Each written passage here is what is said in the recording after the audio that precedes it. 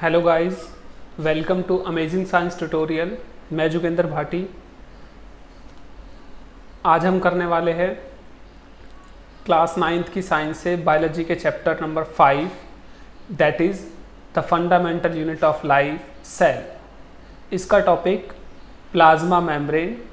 इससे पहले हमारी जो वीडियो थी उसमें हमने पढ़ा component of cell, that is called cell wall.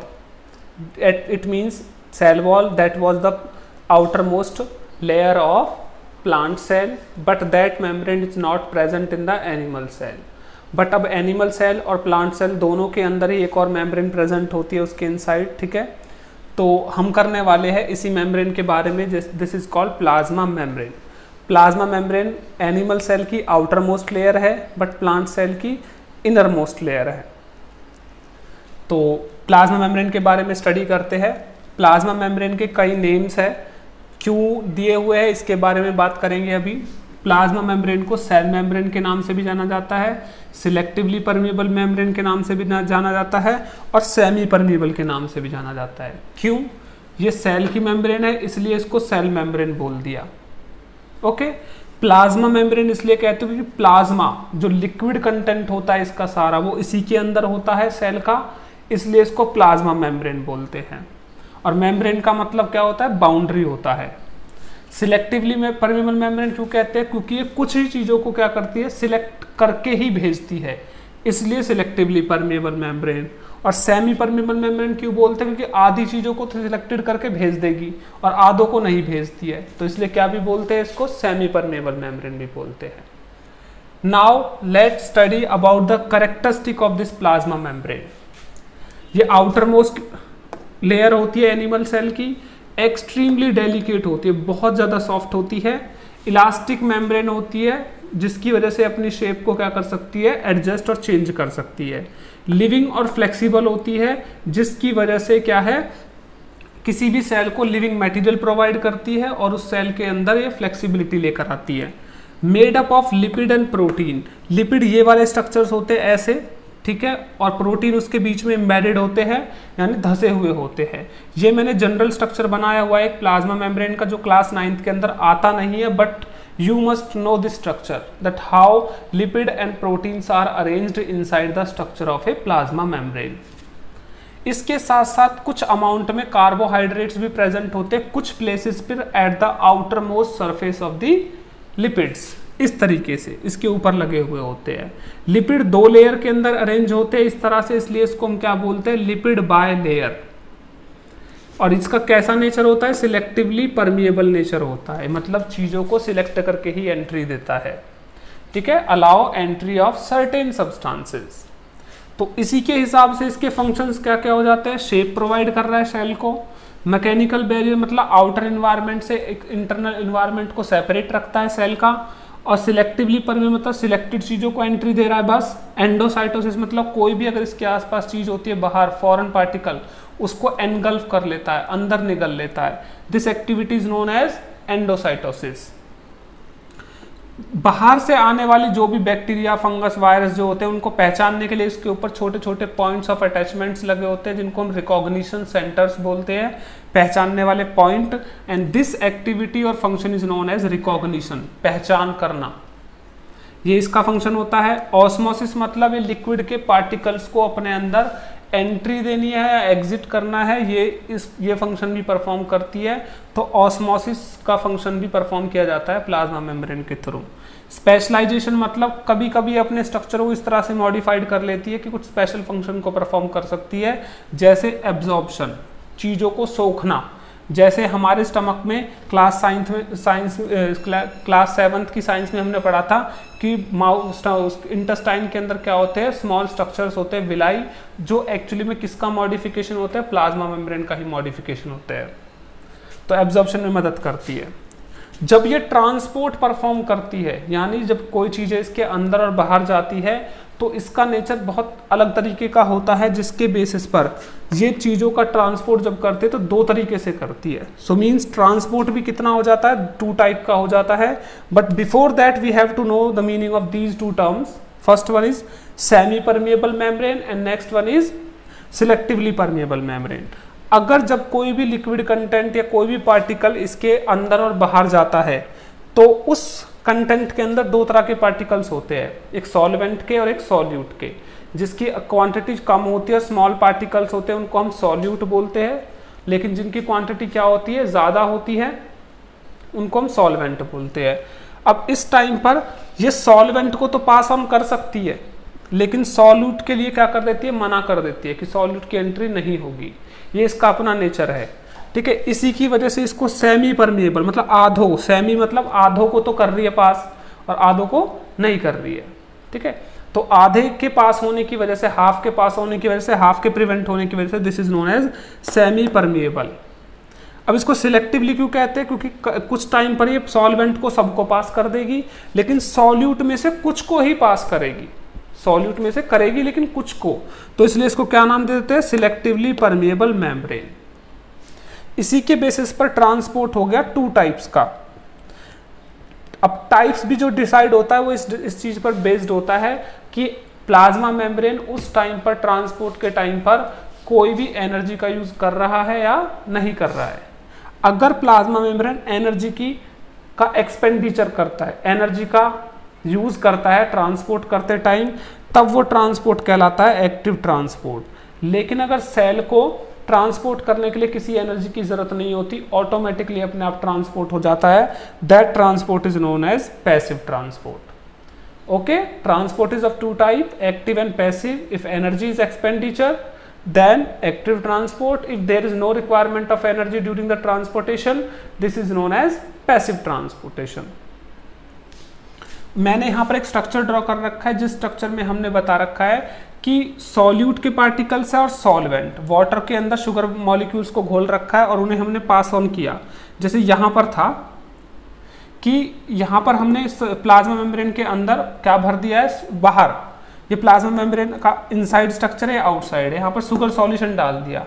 तो इस प्लाज्मा मेम्ब्रेन के अंदर सॉल्वेंट की तो वाटर मॉलिक्यूल्स की एक्टिविटी तो चल रही है, मतलब एंट्री चल रही है, लेकिन सॉल्यूट को नहीं जाने दे रही है। उसका रीजन ये है क्योंकि इसमें जो पोर्स प्रेजेंट है उनका साइज वाटर मॉलिक्यूल्स के लिए तो एडजस्टेबल है, बट शुगर के मॉलिक्यूल्स के लिए एडजस्टेबल नहीं है, जिसकी वजह से सॉल्वेंट के मॉलिक्यूल पास ऑन हो गए और सॉल्यूट के नहीं हो पाए। तो इसने अपनी कौन सी एक्टिविटी शो कर दी है, एसपीएम, सिलेक्टिवली परमिएबल मेम्ब्रेन, ठीक है। कुछ को ही जाने दे रहा है, कुछ को जाने नहीं दे रहा है, या सेमी परमिएबल भी कह सकते हैं। सेमी परमिएबल क्यों, क्योंकि उसने आधों को जाने दिया और आधों को जाने नहीं दिया है। सो इस तरह की एक्टिविटी शो करती है plasma membrane during the transportation. अभी हम इस एक्टिव और पैसिव के बारे में थोड़ा सा स्टडी करने वाले हैं, क्योंकि क्लास 9th में कुछ हमारे बेसिक टर्म्स हैं जिनके बारे में थोड़ा सा डिस्कशन होना ज़रूरी है, ठीक है, उनके बारे में पढ़ेंगे हम। अब हम बात करने वाले हैं पैसिव ट्रांसपोर्ट के बारे में कि पैसिव ट्रांसपोर्ट क्या होता है और इसके अंदर किस तरह का प्रोसीजर होता है। पैसिव ट्रांसपोर्ट क्या होता है, मैंने भी बताया था, द पैसेज ऑफ सब्सटेंसेस, किसी भी सब्सटेंस का पैसेज होना, एक जगह से दूसरी जगह जाना, स्पेशली किसकी बात करना, अक्रॉस ए प्लाज्मा मेम्ब्रेन, प्लाज्मा मेम्ब्रेन के इधर उधर, ठीक है, विदाउट एक्सपेंडिचर ऑफ एनर्जी। ये वाला पॉइंट याद रखना है आपको कि पैसिव ट्रांसपोर्ट में कभी भी एनर्जी का यूज नहीं होगा, वो विदाउट एनर्जी होता है, उसमें एनर्जी खर्च नहीं होती, ठीक है। सो सब्सटेंसेस का पैसेज होना across A plasma membrane without expenditure of energy, कोई एनर्जी की रिक्वायरमेंट नहीं होगी, this is called passive transport. Passive means without energy. अब ये भी टू टाइप से होता है। First one is diffusion. Diffusion क्या है, डिफ्यूजन एक ऐसा प्रोसेस होता है जिसमें सब्सटेंसेस, चाहे वो सॉलिड के होते हैं, लिक्विड के होते हैं या गैसेस के, पार्टिकल्स जो होते हैं या वो सब्सटेंस जो होता है, मूव करना स्टार्ट कर देता है फ्रॉम इट्स हायर रीजन, ज़्यादा मात्रा से, to the region of lower concentration, कम मात्रा की तरफ। ऐसा मूवमेंट सब्सटेंस का, सॉलिड, लिक्विड और गैस का, स्पेशली गैस का, गैसेस में बहुत ज़्यादा होता है, from region of higher concentration, ज़्यादा मात्रा से कम मात्रा की तरफ, to the region of lower concentration. जैसे मैंने एग्जांपल ले रखा है, अगर मैं एक बीकर के अंदर वाटर फिल कर दूं और उसमें 1 ड्रॉप ऑफ इंक छोड़ दूं, इंक छोड़ते ही इंक जो होगी वो कुछ टाइम के बाद पूरे वाटर के अंदर स्प्रेड हो जाएगी, इसमें कोई एनर्जी नहीं दी हमने, ना कुछ किया, वो ऑटोमेटिकली अपने आप ही क्या हो गई है, डिफ्यूज हो चुकी है। डिफ्यूज का मतलब होता है फैलना, ठीक है, उन जगहों के अंदर जहां पर उसे स्पेस मिलता है, ठीक है। यहाँ पर इंक ज्यादा थी तो इसने कहाँ पर फैलना शुरू कर दिया, चारों तरफ फैलना शुरू कर दिया जहां जहां पर इसे स्पेस मिला, ठीक है। तो विदाउट एनर्जी इसने क्या किया, अपने आप को स्प्रेड आउट कर लिया, and this is an example of diffusion, and diffusion is a type of passive transport. यहाँ पर ना कोई बीच में मेम्ब्रेन है ना कुछ है, ऑटोमेटिकली सब्सटेंस क्या हो चुके हैं, अपने आप ही मिक्स हो चुके हैं विद इन द आउटर और in surrounding environment. This is called diffusion. Okay, next second term we have osmosis. Osmosis क्या होता है, ऑस्मोसिस का मतलब भी किसी भी सब्सटेंस का एक जगह से हायर कॉन्सेंट्रेशन से या लोअर कॉन्सेंट्रेशन की तरफ क्या होना, स्प्रेड आउट होना या फैलना ही होता है। लेकिन ये थोड़ा सा स्पेशल है, ये एक तरीके का डिफ्यूजन ही होता है लेकिन स्पेशल टाइप का। स्पेशल टाइप का क्यों है, क्योंकि यहाँ पर कहीं ना कहीं दोनों लिक्विड के अंदर या दोनों सब्सटेंस के बीच में मेम्ब्रेन आएगी, ठीक है। कौन सी वाली मेम्ब्रेन, सेमी परमिएबल मेम्ब्रेन। अब जिसका काम होगा सिलेक्टेड चीजों को ही ट्रांसपोर्ट करना from one region to another region. Special type का डिफ्यूजन है जहां पर स्पेशली वाटर के, ओनली वाटर लिक्विड और जिन्हें हम सॉल्वेंट भी बोलते हैं, से सेमी परमिएबल मेम्ब्रेन के थ्रू या उसके अक्रॉस पास होकर कहां से कहां, फ्रॉम हायर रीजन कॉन्सेंट्रेशन, ज्यादा मात्रा से, from to the region of lower concentration, कम मात्रा की तरफ मूव करने लगते हैं। जैसे मैंने यहाँ पर एग्जांपल लिया है कि एक बीकर में हमने वाटर फिल कर लिया, प्योर वाटर, और उसमें एक ऐसा सेल छोड़ दिया जिसके अंदर शुगर सॉल्यूशन फिल है, ठीक है। या फिर ये मेम्ब्रेन है, कोई स्ट्रक्चर जिसकी मेम्ब्रेन जो है सेल्स की बनी हुई है, यानी प्लाज्मा मेम्ब्रेन है इसके अंदर, ठीक है, और यहाँ पर शुगर सॉल्यूशन फिल कर लिया है। अब क्या होगा, यहाँ पर तो लिक्विड का यानी शुगर मिक्स है, लेकिन यहाँ कोई शुगर मिक्स नहीं है, तो ज़्यादा वाटर का अमाउंट कहाँ प्रेजेंट है, यहाँ पर, और यहाँ पर क्या है, कम अमाउंट है। तो वाटर का ऑटोमेटिकली एंट्री होना शुरू हो जाएगी कहाँ पर, from this medium to inside this structure by crossing this plasma membrane. इस प्लाज्मा मेम्ब्रेन को क्रॉस करने के बाद, कौन सी मेम्ब्रेन, सेमी परमिएबल मेम्ब्रेन। जब डिफ्यूजन स्पेशल तरीके का हो या मेम्ब्रेन के बिल्कुल अक्रॉस होकर ही जाए, मेम्ब्रेन की प्रेजेंस हो ही उधर, ठीक है, और तब ट्रांसपोर्ट अगर होता है, दिस इज कॉल्ड ऑस्मोसिस।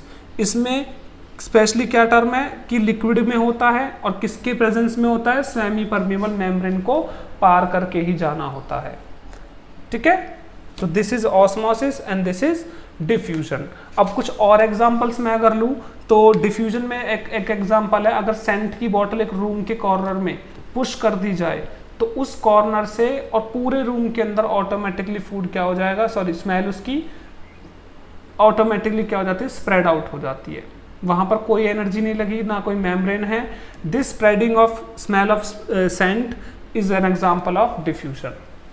एक और क्या हो सकता है, पके हुए खाने की स्मेल। खाना अगर कहीं पक रहा होता है, बन रहा होता है, तो कुकड फूड की स्मेल सेवरल मीटर्स तक रीच हो जाती है, पहुंच जाती है, वो भी डिफ्यूजन की वजह से ही होता है, ठीक है।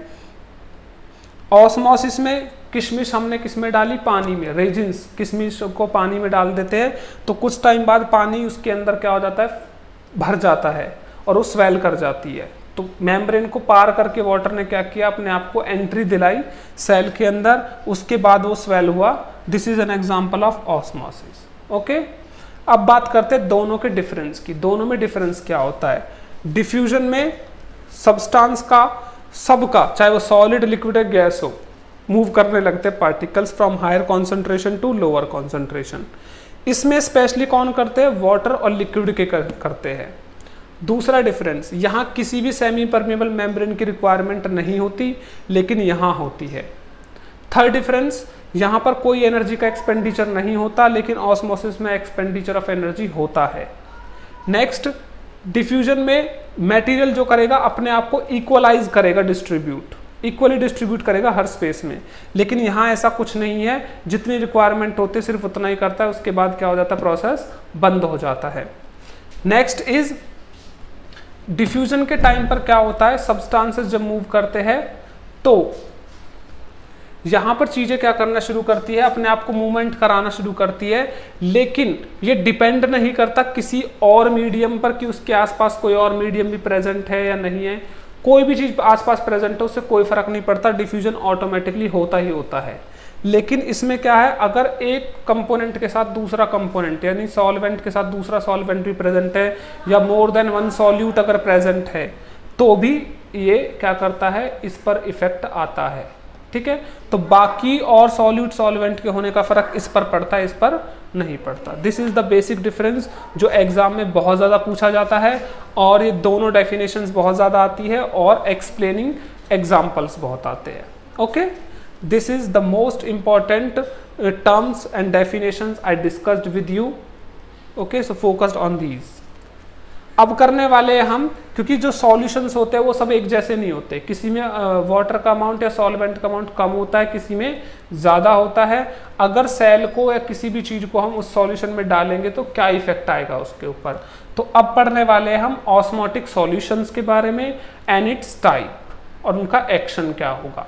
कि जो सॉल्यूशन होते हैं, जो इसके अंदर सॉल्यूशन भरा हुआ है इस सेल के अंदर, ये सेल के अंदर जो सॉल्यूशन हो कितने टाइप के होते हैं, ठीक है, और उसका क्या इफेक्ट होगा जब हम उसे अलग अलग टाइप के सॉल्यूशन में सेल को डालेंगे। ओके, अभी हम करने वाले बेटा ऑस्मोटिक सॉल्यूशन के बारे में और इट्स टाइप। ठीक है, कि ऑस्मोटिक सॉल्यूशंस क्या होते हैं और इसके टाइप्स कौन कौन से होते हैं। ऑस्मोटिक सॉल्यूशंस हम बोलते हैं उन सॉल्यूशंस को जो सॉल्यूशन ऑस्मोसिस को परफॉर्म कर सकते हैं, ऑस्मोसिस खुद कर सकते हैं, उनको ऑस्मोटिक सॉल्यूशन कहते हैं। मीन्स जो किसी मेम्ब्रेन के अक्रॉस पास ऑन हो सके, उनको ऑस्मोटिक सॉल्यूशंस कहा जाता है। इसके टाइप्स होते हैं थ्री। ठीक है, फर्स्ट वन है hypertonic solution, next hypotonic solution and third one is isotonic solution. अब एक एक करके पढ़ते हैं एग्जाम्पल के साथ। हाइपरटोनिक सॉल्यूशन, हाइपर का मतलब होता है ज़्यादा। जब क्या होता है, एक्सटर्नल मीडियम में क्या हो, कंटेंट ऑफ वाटर ज़्यादा हो, लेकिन सेल जो हमने उस वाटर में डाला है उसके अंदर वाटर का सॉल्यूशन का क्या हो, वाटर का अमाउंट कम हो। एक्सटर्नल सॉल्यूशन में ज़्यादा पानी हो और इंटरनल में क्या हो, कम पानी हो, तब ऐसे सॉल्यूशन को हम क्या कहते हैं, हाइपरटोनिक सॉल्यूशन बोलते हैं। इसमें होगा क्या कि इसके अंदर हाइपरटोनिक सॉल्यूशन में बाहर वाला पानी जो है ज़्यादा मात्रा से कम मात्रा की तरफ जाने लगेगा, from external medium to internal medium, जिसकी वजह से इसमें प्रोसेस होगा एंडोऑस्मोसिस। एंडोऑस्मोसिस का मतलब होता है अंदर की तरफ ऑस्मोसिस होना। ठीक है, जिसकी वजह से सेल क्या हो जाएगा, स्वेल कर जाएगा, सेल हो जाएगा फूल। ठीक है, फूल जाएगा, जिससे सेल का साइज क्या हो जाता है, बड़ा हो जाता है, और सेल उससे क्या हो जाता है, टर्जिड हो जाता है। टर्जिड का मतलब होता है टाइट होना। ठीक है, और इस वर्ड के बारे में हम यहाँ पर बात करेंगे अभी। ठीक है, अभी बताता हूँ मैं आपको। नेक्स्ट होता है हाइपोटोनिक सॉल्यूशन। हाइपोटोनिक सॉल्यूशन मतलब बाहर के इन्वायरमेंट में पानी कम हो, लेकिन सेल जो प्लेस किया है हमने, सेल के अंदर क्या है, वाटर का अमाउंट ज़्यादा हो। तब ऐसे केसेस में क्या होता है, वाटर बाहर की तरफ मूव करने लगता है, from higher to lower concentration. This is called exosmosis. Exo मतलब बाहर की तरफ, जिससे सेल के अंदर का पानी कम हो जाएगा और सेल का साइज क्या हो जाएगा, कम हो जाता है, यानी श्रिंक हो जाता है। This is called shrinkage. ठीक है, श्रिंकेज सिकुड़ना, जिससे श्रिंक होने के बाद सेल अपनी सेल वॉल से क्या है, हट जाता है, या सेल मेम्ब्रेन से, और इसका बीच वाला कंटेंट इकट्ठा हो जाता है बीच में। इसका सेल वॉल से, सेल मेम्ब्रेन से कंटेंट का हटना क्या कहलाता है, प्लाज्मोलिसिस कहलाता है।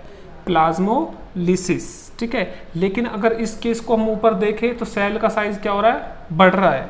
ठीक है, साइज ज़्यादा हो रहा है, जिसको हम क्या बोलते हैं, डी प्लाज्मोलिसिस बोलते हैं। तो प्लाज्मोलिसिस तब होता है जब सॉल्यूशन बाहर निकल कर आता है, और डी प्लाज्मोलिसिस होता है उसका रिवर्स होना। ठीक है, नेक्स्ट होता है third one, this is called isotonic solution. Iso का मतलब होता है बराबर या सेम। जब वाटर का content equally both side present हो तो उस टाइम पर कोई भी मूवमेंट वाटर का नहीं होने वाला। ठीक है, यानी एक्सटर्नल सॉल्यूशन में वही अमाउंट है वाटर का जो इंटरनल सॉल्यूशन में है। सो नॉर्मल शेप और साइज सेल का एज इट इज मेंटेन रहता है, यानी बाहर और भीतर मूवमेंट जो है इक्वल होगा और या फिर होगा ही नहीं। ठीक है, तो सेल एंड शेप क्या रहेगा, सेम रहेगा, ना श्रिंकेज होगी ना स्वेलिंग होगी। तो it will be same for all the time.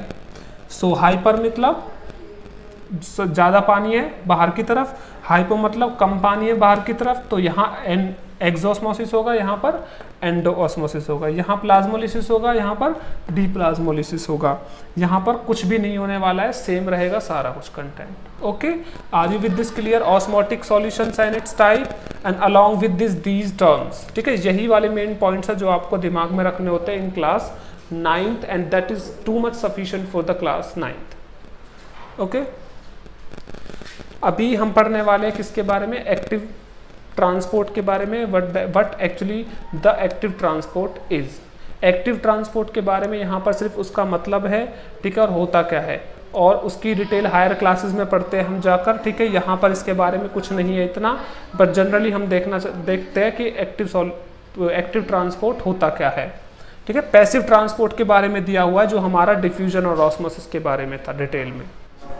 अब करने वाले बेटा हम एक्टिव ट्रांसपोर्ट। एक्टिव ट्रांसपोर्ट का मतलब होता है ऐसा ट्रांसपोर्ट जिसमें प्लाज्मा मेम्ब्रेन के थ्रू अगर कोई भी मटेरियल इधर से उधर एक्सचेंज होता है, then energy is required for the transport. Means energy का यूज होगा तभी ट्रांसपोर्ट पॉसिबल हो सकता है। यूजुअली ऐसे ट्रांसपोर्ट जो होते हैं वो अगेंस्ट द कॉन्सेंट्रेशन ग्रेडियंट, मतलब कम से ज़्यादा, ज़्यादा से कम, जो डिफरेंस होता है ना मटेरियल का, उसके अगेंस्ट भी हो सकता है। अगेंस्ट मतलब कि वैसे तो ज़्यादा से कम की तरफ ही चीज़ें मूव करती है, कभी कभी कम से ज़्यादा की तरफ भी क्या कर सकती चीज़ें मूव कर सकती है। ठीक है, प्लाज्मा मेम्ब्रेन जो होती है वो अपने प्रोटीन्स का यूज़ करेगी इसमें, और उन प्रोटीन्स को नाम हम क्या देंगे? Carrier protein. ठीक है, वही उस एनर्जी को एनर्जाइज करेंगे, यानी ये प्रोटीन जो है एनर्जी से क्या हो जाएंगे? एनर्जेटिक हो जाएंगे, और फिर वो क्या करेंगे? ट्रांसपोर्ट को कराने में हेल्प करते हैं। इसलिए एक्टिव ट्रांसपोर्ट होता है कि प्रोटीन्स एनर्जी का यूज़ करके चीज़ों को इधर से उधर क्या करते हैं? एक्सचेंज करने में हेल्प करते हैं।